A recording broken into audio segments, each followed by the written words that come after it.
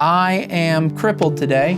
Wowie wowie. So we are just gonna do a let's play regarding hotel interviews. I shot a hotel interview. Hotel interviews, at least in my mind, are notoriously low production value. They tend to look so horrible. I don't know why. A lot of the content creators' normal stuff looks fine, but for some reason they get into a hotel and maybe they just don't bring any gear, any lights. What is this? That's a light. Yeah. Wow. Now we're getting cool. All right, now we're getting. I know. But we're waiting for your team, right? right? The bottom of my feet. Where are you? Yo. It became a personal challenge for me that I was going to conduct a hotel interview with what I thought was 2 people, but ended up being 3 people with minimal gear, i.e. gear that I could just travel with. So all my gear had to fit into this buddy right here. You know, looking at it now, I doesn't really, like, my brain says there's no way you fit the stuff that you fit in there. Like, yeah,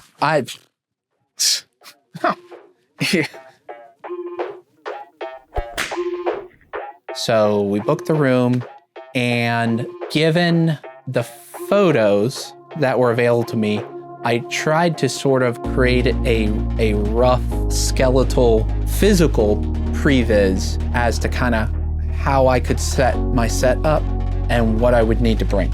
These seats here, they represent the couch, the chair represents the chair, TV represents the TV. So I noticed there was also a coffee table. So I added my own coffee table, and I oriented it roughly so that I could use the window in my living room to simulate the window in the photo. Now you listen to me, buddy. So that was the best laid plans of man. The actual location ended up being an inversion of that, and the window was a little different. But I am glad I did the pre-visualization because it did give me a sense of the gear I needed to pack. I wanted everything that I needed, but didn't want to take anything that I didn't need.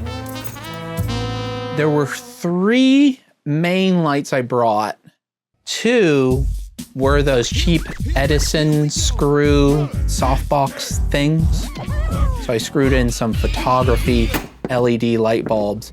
And I hadn't done that video with the testing on the color yet. So I just assumed the color was better than it was on some of those higher output stuff. So color correction later.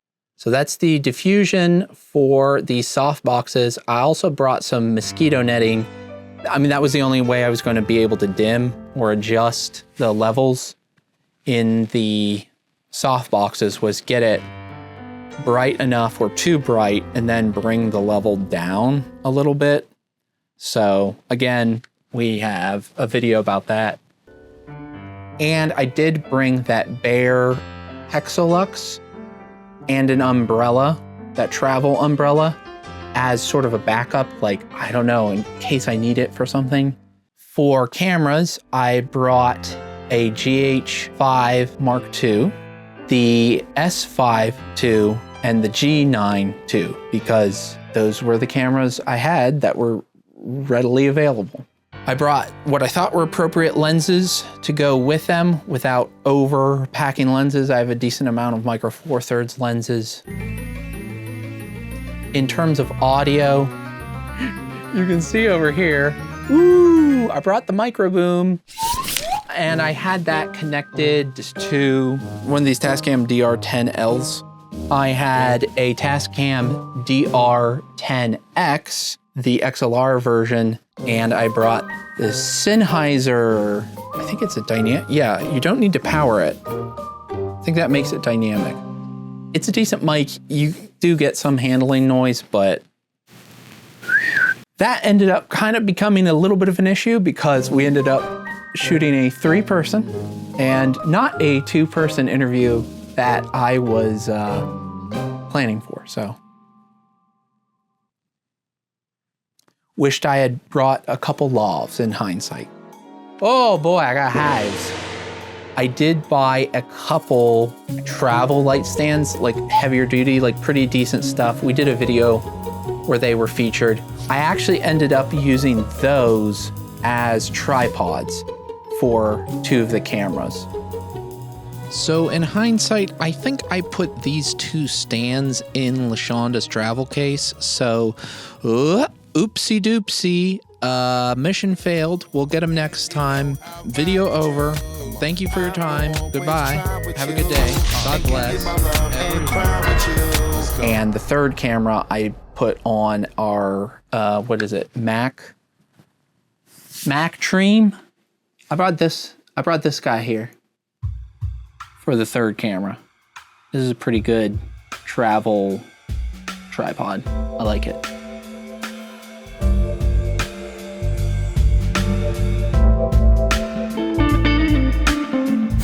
So you can see everything tucked away. I had to bring stingers, extension cables, power access, which could be anywhere. Let's see, was it 1, 2, 3? I think that's 3, 4 10-footers. One had a 3 prongs at the end. I brought an additional power strip, which had about 6 feet to it as well.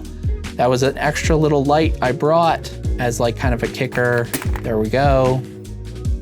Oh, I brought some, I brought my filters. Brought some ND. He thought I was gonna pull an umbrella out of that. No, you got a micro boat and an umbrella. I brought 2 French flags, 1 for each of you. It's an interview, so this could just go on, and I wouldn't be in a position to change the internal batteries, because some of those internal batteries can go pretty quick on some of these newer cameras.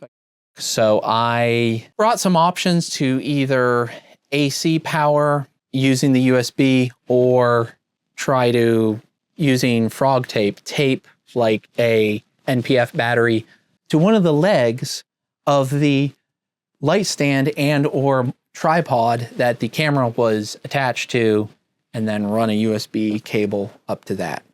I assume. I actually really don't know. It's been a long time. Hey, write in the comments, what do you think my thought process was when I packed this? Your guess is just as good as mine. Yeah, those are those cheap, very cheap, newer kit type quality light stands.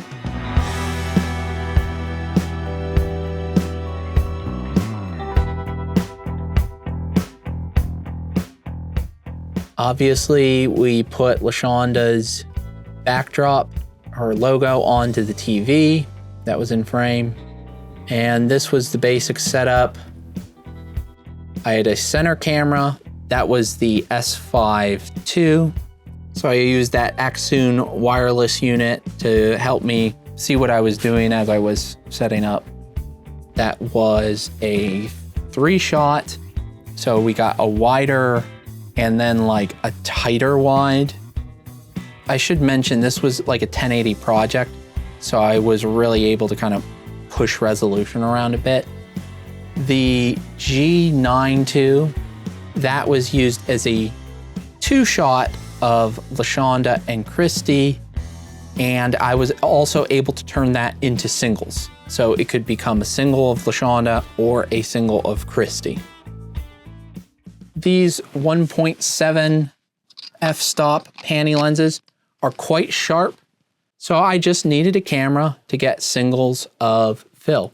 So the GH5 being the lowest resolution camera I had brought, and the one that really doesn't have great autofocus or whatnot, I used that with Phil here. So we got a good single and a prime lens, the 42.5, decent performer, with a really crappy ND on it. That the thing color shifts a bit, but fun fact, the S5 II and the G9 II color match outstandingly well, despite being 2 different sensors, 2 different formats. They cut together great. I don't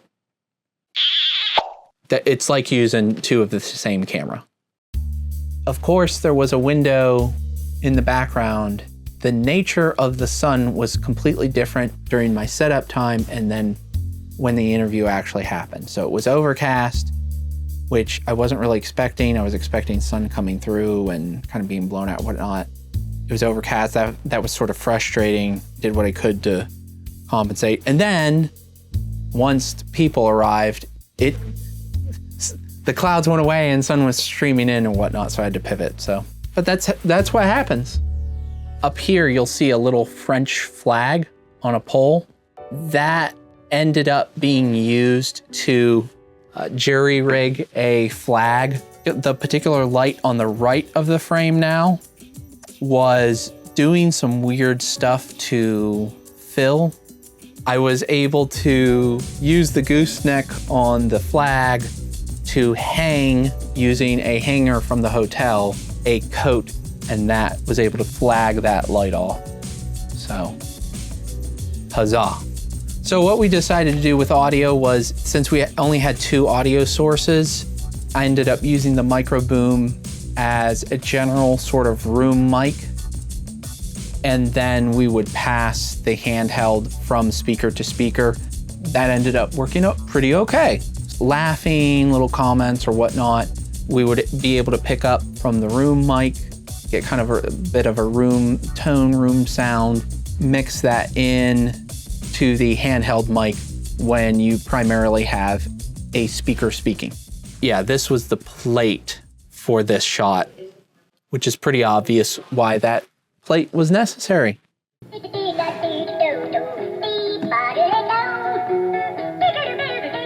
This was Al Gore's internet. So I did end up having to do quite a bit of color correction on this project. Color correction, what do I have to do here? Oh, I think did I nest that into the source? Where did I do my color? Did I do that in, where did I put my color? It was all a dream. You never did any color. How do I bring up the multicam sequence? Are you asking me? I don't remember. You were there. I was there, and I was the one that pushed the buttons to make. Yeah, I showed you how to do it. So clearly, I transferred the knowledge to you. So now you would be the one holding the knowledge. Isn't it one of the nests? Bruh. I think I figured it out. There was an issue with, this was an older version of Premiere and whatnot. So anyways, I don't think this is the most efficient way, but I would sort of painstakingly try to match the angles. There we go. Now we see that angle that was created from that 2-shot of Christy and LaShonda. Then we have the same thing with LaShonda here. Then we got the 2-shot of the 2 ladies. And here we have another 2-shot. So it was a 3-shot plus the room, then a tighter 3-shot. Then I was able to get even tighter to just a 2-shot of LaShonda and Phil Palin. So I somewhat painstakingly had to match the color through the multi-camera sequence, and using my nests and various camera angles, went through, made my adjustments. As you can see, I guess I added some power windows, added a power window on this wide onto Christy, as well as a power window that's kind of split LaShonda's face and split Phil's face to get a little more of a dynamic look. I had trouble with LaShonda since she was kind of in the middle there. She in particular was a bit flat. We didn't have this sort of thing going on, or Rembrandt or whatever. So I used a power mask to somewhat compensate for that. We've got our base looked and levels put in there. I was still having trouble with LaShonda because LaShonda had a little bit darker skin than our 2 guests here. And she was the one in the center, right in the center of the blazing hot sun. So we put another power mask just for her. to put her levels a little more in line with the two guests.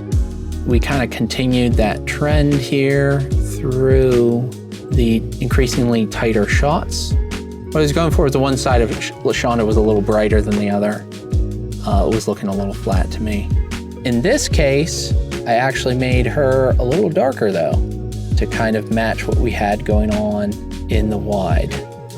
Then Phil here, I remember having a much easier time with his camera. I think because it was just him, I didn't really have to consider two individuals. We continued that sort of power mask sort of thing that we established from the wide, making things a little brighter on his right side, closer to the window. So we exaggerated that a little bit. Those little power masks help quite a bit. I think it makes the scene a little more dynamic in a situation where the lighting maybe had to be a bit flatter due to the nature of the shoot. So put a power mask or two in post, and yay, we figured Premiere out. In summary, there was a bit of hooptiness. I definitely had to do some color in post to even some of the skin tones out, give a little more contrast where I wanted some. As you know, some of those bulbs were not really great in color. They were pretty green, some of those LED bulbs. So we got there, but it definitely needed some color in post. And it's still nowhere as good as just like a normal talking head. How do I want to wrap this up? These were not great looking talking heads, but as a multi-person interview, on the road sort of thing, I think it was kind of acceptable. I hope you can accept it in this holly jolly holiday season of January or whenever we're posting this. Also accept the other videos that are popping up on the screen now. No, on YouTube. The end screen, you know? Click the